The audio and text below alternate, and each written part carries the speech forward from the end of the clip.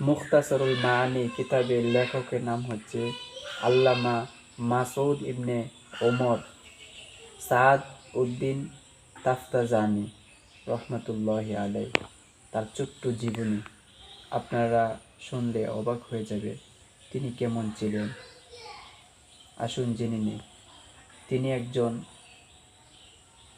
লেখক। তিনি প্রাথমিক অবস্থায় শিক্ষা জীবনে প্রাথমিক অবস্থায় তিনি অত্যন্ত মেধাহীন অবস্থায় ছিলেন। তিনি অনেক পরিশ্রম করতেন। তিনি অনেক পরিশ্রম করে যাইতেন এই পড়াশোনার কাছে। অনেক কষ্ট করছেন কিভাবে পড়াশোনা করা যায়, কিভাবে তিনি ভালোভাবে পড়াশোনা করতে পারে। তার উস্তাদ আজউদ্দিন, তিনি তার ক্লাসের মধ্যে ওই ছাত্রই ছিল সবচেয়ে দুর্বল। তিনি একদিন স্বপ্ন দেখলেন, লেখক একদিন স্বপ্ন দেখলেন যে তাকে একজন কোনো এক অপরিচিত ব্যক্তি এসে বলতেছে, সাদ আসো ঘুরে আসি। তখন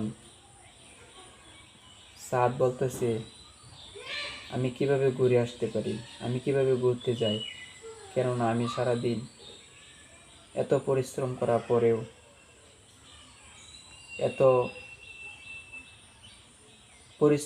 পরেও আমি কিতাবে কিছু পারি না, তো আমি কিভাবে ঘুরতে পারি, আমি ঘুরতে পারবো না।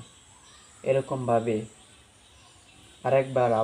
আবারও এসেছে, বলতেছে সাদ আসো ঘুরে আসি।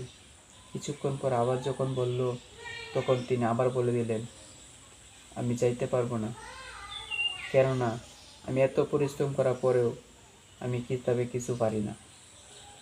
তো এরকমভাবে আবারও আসছে। এভাবে 2 থেকে 3 বার আসার পরে তিনি আবারও আসছে, আসা বলতেছে, হযরত মুহাম্মদ সাল্লাল্লাহু আলাইহি ওয়াসাল্লাম তোমাকে ডাকছি। তখন সাদউদ্দিন তাফতাজানি, তিনি লেখক, ওই তার পেছনে পেছনে জুতা ছাড়ায় হাঁটতে শুরু করলো। যখন শহর থেকে বের হয়ে গ্রামে আসলো, আসার পর তিনি রাসূলুল্লাহ সাল্লাল্লাহু আলাইহি ওয়াসাল্লামের সাথে দেখা হলো। তখন তিনি বললেন যে তোমাকে আমি কতবার ডাকছি, তুমি তো আসো নাই। তখন লেখক বলতেছে রাসূলুল্লাহ সাল্লাল্লাহু আলাইহি ওয়াসাল্লামকে, ইয়া রাসূলুল্লাহ, আপনি আমাকে ক্ষমা করবেন, কেননা আমি জানি না আপনি যে আমাকে ডাকছেন। যদি আমি জানতাম তাহলে প্রথমবারে আমি চলে আসতাম। তখন এই লেখক বলতেছে তার মনের কথা খুলে, যে আমি তো এত পরিশ্রম করি, কিন্তু আমার পড়া মনে থাকে না, আমি পড়া মুখস্থ করে রাখতে পারি না, আমার জেহান শক্তি অত্যন্ত দুর্বল। তখন প্রিয় নবী হযরত মুহাম্মদ সাল্লাল্লাহু আলাইহি ওয়াসাল্লাম বলছিলেন যে তুমি হা করো। তখন পবিত্র লালা মোবারক তার মুখে দিয়েছে, দেওয়ার পরে বলতেছে যাও এখন।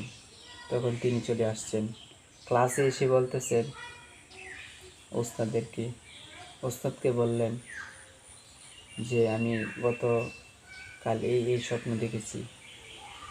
ক্লাসমেট যারা ছিল তারা তো হাসতেছে, কিন্তু তার উস্তাদ ঠিকই বুঝে নিয়েছে এবং বলতেছে, হে স্যার, তুমি তো এখন আর আগের মতো নয়।